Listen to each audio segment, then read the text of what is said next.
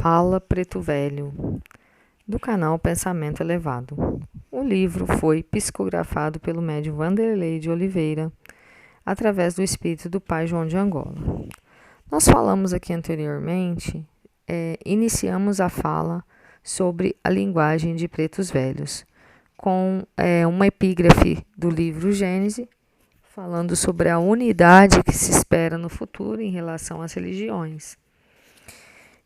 E Dona Maria Modesto Cravo começou a falar um pouco a respeito da linguagem pedagógica que os pretos velhos se utilizam como forma de trazer as pessoas para junto delas, para chegar na raiz do problema, naquela dificuldade, naquela dor que aquele irmão está tendo e abraçar, acolher, passar o remedinho ali na ferida para encher aquela pessoa de ânimo, de convicção e de força para ela dar sequência na caminhada dela.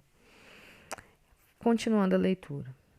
Pai João de Angola, reencarnação do espanhol Francisco Jiménez de Cisneros, em 1436 a 1517, mais conhecido como Cardeal Cisneros, tem em seu método de comunicação, antes de tudo, um atestado de que ao espírito cabe o direito de se manifestar em sua forma peculiar, sem que isso signifique obrigatoriamente um critério de evolução ou de densidade de conteúdo moral nas mensagens.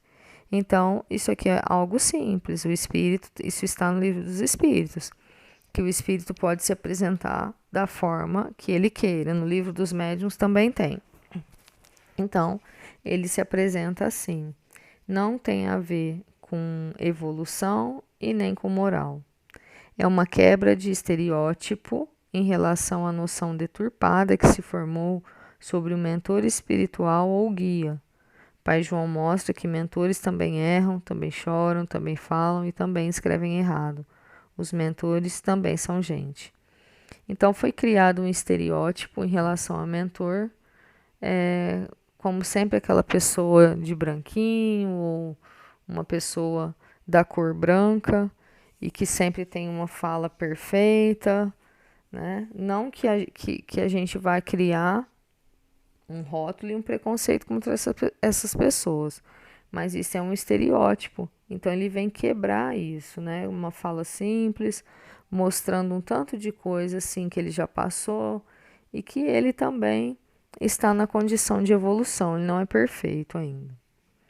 Seus textos, repletos de reflexões claras e singelas, sensibilizam a alma, relembrando os mais preciosos ensinamentos espirituais, capazes de cooperar na formação do homem de bem, a maior e mais cobiçada meta na direção da regeneração do planeta Terra. A simplicidade desse nego velho é de uma beleza contagiante, a qual nos envolve em climas emocionais que somos incapazes de descrever. Apenas sabemos que o enlevo nos textos desse pai velho nos conduz a estados espirituais de profunda paz, libertação, leveza e entusiasmo.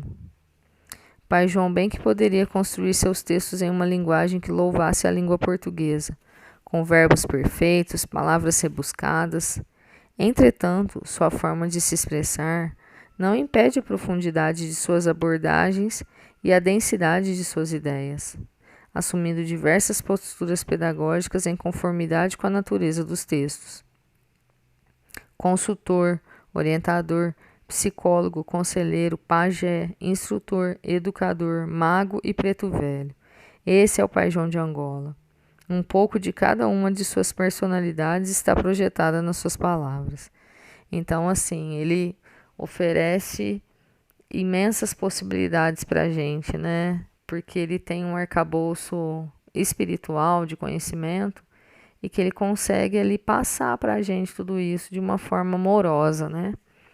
Amorosa. E também pela simplicidade, pela leveza, né? Que é uma linguagem assim que já, né, quebra todo aquele formalismo que a gente tem, né? Aquele medo do julgamento, do preconceito e tudo mais. E aí fala aqui, né, que ele podia falar, né, com aquela linguagem difícil, se apresentar de outra forma, mas em nada, né, muda ou perde da essência do conteúdo que ele quer passar. Respeitando quaisquer opiniões contrárias às nossas, entregamos os ensinos de Pai João de Angola, avalizados por uma equipe de espíritos servidores da luz e construtores da regeneração no Hospital Esperança, cujo mentor é Eurípides Barçanufo. Então, esse Hospital Esperança é uma casa de amor fundada por Eurípides Barçanufo no astral, né, lá em cima, cuja função é tratar cristãos que desencarnam como severos dramas conscienciais. A gente fala lá em cima, né, porque a gente tem assim, né, está em volta da Terra, mas é a nossa mente, né, que imagina, né, que fica em cima, assim, né? Em meio a discussões improdutivas sobre a validade ou não da comunicação de pretos velhos, confirma-se atualmente a crescente participação lúcida e educativa de todos eles na espiritualização do nosso povo brasileiro. Então, assim, a gente sabe que tem muito preconceito ainda, né, muito. Isso vem sendo quebrado e vai ser aos poucos. E ainda esses espíritos que atingiram esse patamar de evolução moral, né, depois de passar pelo que eles passaram aqui em solo brasileiro, eles vêm agora ainda com esse amor trazer ainda conhecimentos para a gente, né, como uma forma de fazer a gente se redimir, entender, ter humildade, né, ter paz, porque o sentimento de amor que eles passam consegue nos tocar, né, de uma forma muito especial. Os pretos velhos cada vez mais ampliam o raio de sua atuação amorosa e instrutiva. Sua presença marcante, cada vez mais popularizada pelo bem que espalham, é uma autêntica cirurgia no orgulho para a retirada do quisto do preconceito de muitos grupos afeiçoados à rigidez nos assuntos da mediunidade. São cada vez mais queridos e requisitados, entrevistados e procurados. Agora já encontra espaço para escrever livros e ser alvo da reverência e louvor de muitos. Fazem parte do mais moderno repertório de educação religiosa, no que concerne a inúmeras comunidades organizadas no Brasil, e trafegam com sabedoria entre várias seitas cristãs. Mas ainda tem muito preconceito, gente, não nos enganemos, né? O progresso das ideias cria uma nova forma de pensar a respeito do papel dessas entidades espirituais na espiritualização da humanidade encarnada. No intuito de romper com as opiniões e com os princípios imutáveis que separam as religiões e estimulam seus adeptos à animosidade e à intolerância, Kardec destaca que, desde algum tempo, um movimento se vem operando de descentralização tendente a adquirir irresistível força. Esse movimento não é gerenciado por nenhuma entidade oficial, mas pela necessidade do coração humano, pela importância que a mensagem expressada dos pretos velhos adquire. Eles fazem parte desse movimento, que em verdade acontece em todas as latitudes do planeta Terra. Sobre isso, Kardec também diz. O princípio da imutabilidade que as religiões hão sempre considerado uma égide conservadora, tornar-se-á elemento de destruição, dado que, mobilizando-se ao passo que a sociedade caminha para a frente, os cultos serão ultrapassados e depois absorvidos pela corrente das ideais de progresso, que é o que a gente falou ali na introdução, né, no áudio-vídeo anterior, que a mudança e a evolução, elas são um fato. Não tem como a gente parar o progresso, né? Parar a mudança tecnológica e tudo que vai acontecendo, o ser humano, né? Tem que evoluir, tem que mudar. Não tem jeito de ficar tudo sempre igual.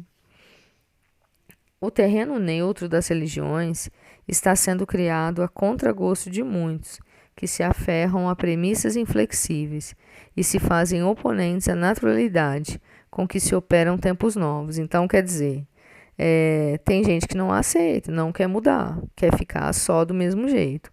Mas mesmo a contragosto, a mudança vem acontecendo. Mesmo os argumentos mais lúcidos e respeitáveis, utilizados pelos expoentes do Espiritismo para justificar o atraso dos pretos velhos, tem sucumbido ante a força e grandeza de sua manifestação afetiva e de sua capacidade libertadora das dores humanas. Por mais sensata explanação doutrinária espírita a respeito do linguajar truncado e dos ensinamentos místicos dessas entidades espirituais, o povo adotou os pretos velhos e eles adotaram a feição do povo.